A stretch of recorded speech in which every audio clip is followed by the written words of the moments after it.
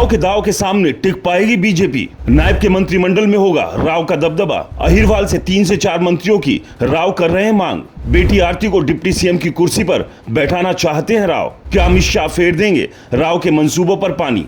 हरियाणा में ऐतिहासिक जीत के बाद बीजेपी का 17 अक्टूबर को शपथ ग्रहण समारोह है और इस दिन नायब सिंह सैनी अपने नए मंत्रिमंडल के साथ शपथ लेंगे। लेकिन ठीक एक दिन पहले गृह मंत्री अमित शाह ऑब्जर्वर के तौर पर हरियाणा पहुंच रहे हैं और इसी बात को लेकर भी अब सवाल खड़े हो रहे हैं कि आखिरकार गृह मंत्री अमित शाह को बतौर ऑब्जर्वर आने की जरूरत क्या पड़ी, जबकि हरियाणा में बीजेपी के पास बहुमत का पूरा आंकड़ा है और इसके अलावा 3 विधायकों ने भी अपना समर्थन दे दिया है, जिसके बाद बीजेपी 51 सीटों पर पहुंच चुकी है। इन चर्चाओं के पीछे सबसे बड़ी वजह बताया जा रहा है जिस तरह से राव इंद्रजीत सिंह अपनी प्रेशर पॉलिटिक्स पर बीजेपी पर दबाव बना रहे हैं, ये भी एक बड़ा कारण बताया जा रहा है अमित शाह के बतौर ऑब्जर्वर आने के पीछे।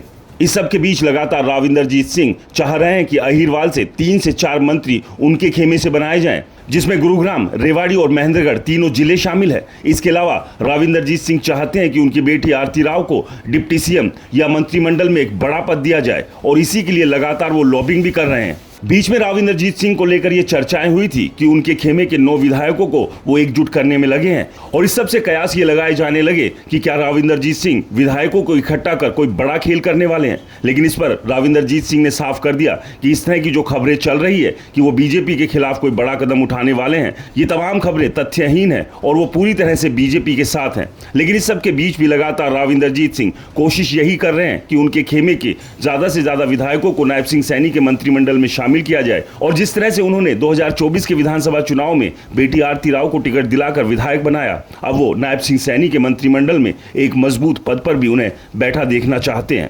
लेकिन सबसे बड़ा सवाल यह है कि अमित शाह अब ऑब्जर्वर के तौर पर हरियाणा आ रहे हैं। ऐसे में इन तमाम मांगों को लेकर अमित शाह का क्या कुछ रुख रहेगा, ये देखना होगा। आपको क्या लगता है, हमें कमेंट्स कर जरूर बताएं। रिपोर्टर जी चैनल को सब्सक्राइब नहीं किया है तो चैनल को सब्सक्राइब करना ना भूलें।